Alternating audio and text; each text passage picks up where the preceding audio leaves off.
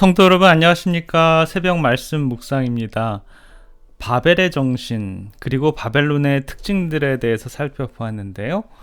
바벨의 정신은 세상을 향해 높아만 가려고 하는 것, 자신을 드러내고 하나님께 대적하는 것이지요.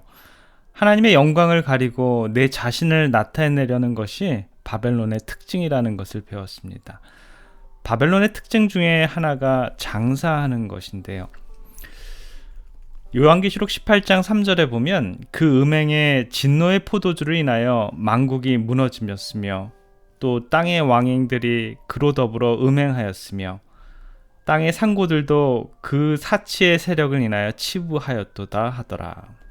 또 15절에 보면 바벨론을 인하여 치부한 이 상품의 상고들이 그 고난을 무서워하여 멀리 서서 울고 애통하여 23절에 등불빛이 결코 다시 내 가운데서 비치지 아니하고 신랑과 신부의 음성이 결코 다시 내 가운데서 들리지 아니하리도다.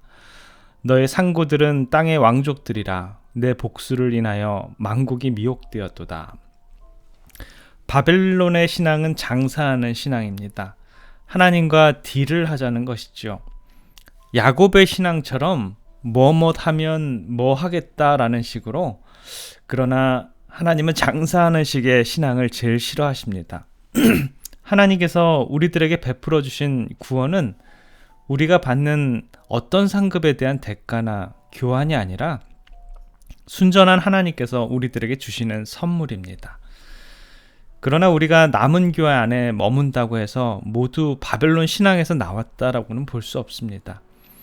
아브라함은 끊임없이 기다렸지만 하늘의 별과 같은 자손을 주시리라는 약속은 고사하고 나이가 다 되어가는데 이 사라를 통해서 낳은 아이가 하나도 없었지요. 스스로 아이를 가져보려는 생각은, 몸은 가나안에서 와 있지만 생각은 바벨론적인 그런 생각인 것입니다. 반면에 다니엘이 자기의 뜻을 정해 하나님의 위주의 신앙을 한 것은 몸은 바벨론에 있었지만 생각은 예루살렘에 있었습니다. 저와 여러분들은 우리들의 몸과 우리들의 마음은 과연 어디에 계십니까? 바벨은 분명 표상적인 의미가 있습니다. 사단적인 신앙은 곧 하나님을 대적하는 신앙이지요. 바벨론에서 나와야 우리는 살 수 있습니다. 왜냐하면 바벨론은 성경에서 무너졌다라고 선언했기 때문입니다. 무너질 신앙에 머무는 것은 가장 위험한 것이지요.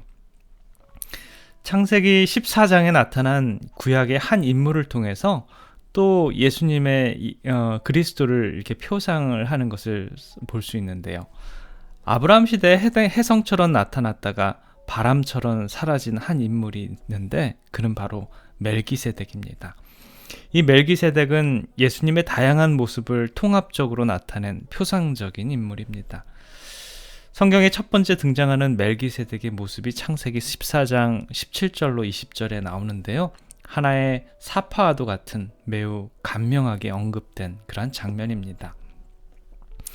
아브라함이 그돌라오멜과 그와 함께한 왕들을 파하고 돌아올 때 소돔 왕이 사와 골짜기 곧 왕곡에 나와 그를 영접하였고, 살렘 왕 멜기세덱이 떡과 포도주를 가지고 나왔으니 그는 지극히 높으신 하나님의 제사장이었더라.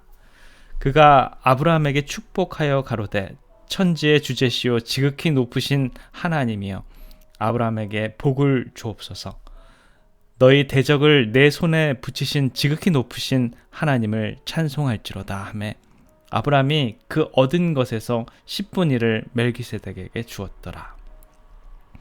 조카 롯을 포로로 잡아간 이방 왕들을 격파하고 돌아오는 아브라함에게 나타난 멜기세덱, 그는 살렘 왕이었습니다. 그는 또 아브라함에게 떡과 포도주를 주며 11금을 받고 아브라함을 축복한 하나님의 제사장이었죠. 이로 보건대 멜기세덱은 그 이름으로 또 그의 신분과 직분으로 또 다양한 면으로 예수님의 모습을 계시한 표상적인 인물임에 틀림이 없습니다.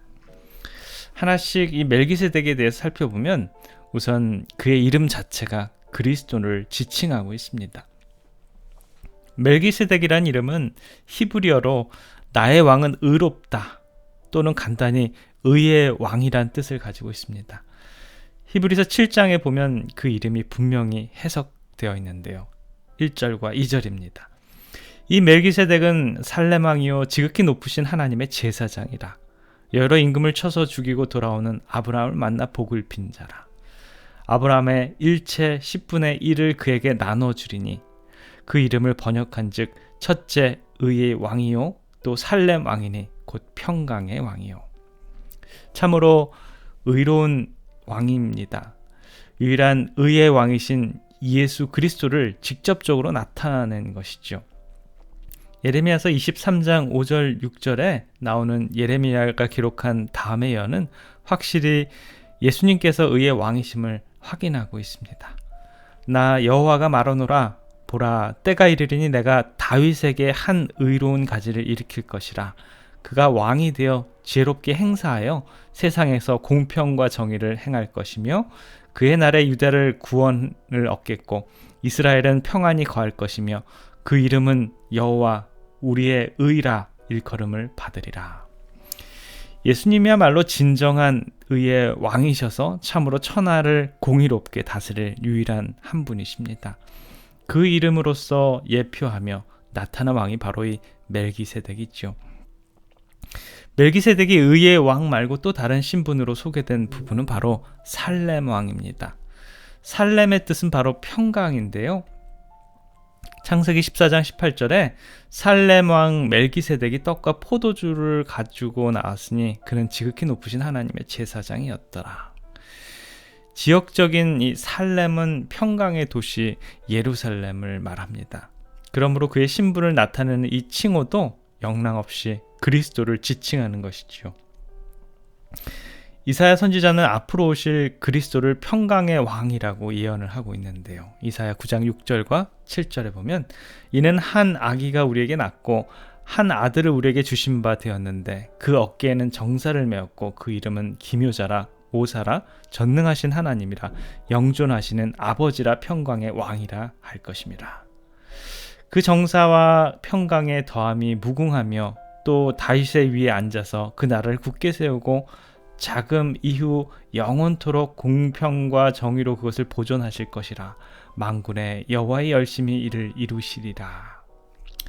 그리스도께서는 멜기세덱처럼 단순히 평강의 왕이실 뿐만 아니라 문자 그대로 살렘 왕 또는 예루살렘의 왕이십니다. 예루살렘은 무엇입니까? 그것은 지리적으로 이스라엘의 수도요. 성경의 예언상으로는 하나님의 구원받는 백성들과 우주의 왕 그리스도께서 거하실 거룩한 도성입니다.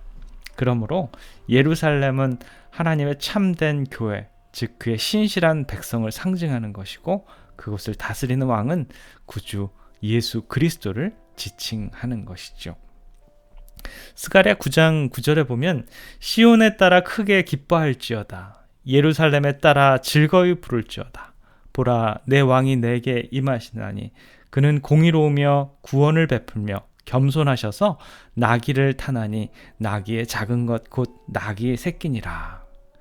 나귀를 타시고 예루살렘 성을 입성하는 예수님의 모습은 평강의 왕으로 오심을 드러낸 모습입니다. 전쟁 때엔 왕이 말을 타지만 평화의 때엔 왕이 나귀를 탑니다. 의의 왕이시고 살렘의 왕이신 우리들의 구원자 예수 그리스도를 온전히 사모하시는 오늘 하루의 삶이 되시길 간절히 기원합니다. 사랑의 아버지 하나님, 의의 왕, 평강의 왕으로 오셔서 오늘도 저희들의 마음을 한없이 기쁨으로 충만케 해주셔서 감사합니다. 다시 오실 재림의 때까지 우리들을 구원해 주실 그러한 기쁨으로 충만한 우리들의 삶이 되도록 주님 인도해 주시옵소서. 오늘도 저희들이 넘어야 할 인생의 굴곡들이 있을 줄 압니다. 그러한 아픔과 장애물도 우리 성령님의 힘으로 극복하는 우리 주님의 백성들 되도록 주님 축복하여 주시옵소서. 사랑의 우리 구주 예수 그리스도 이름으로 간절히 기도드립니다. 아멘.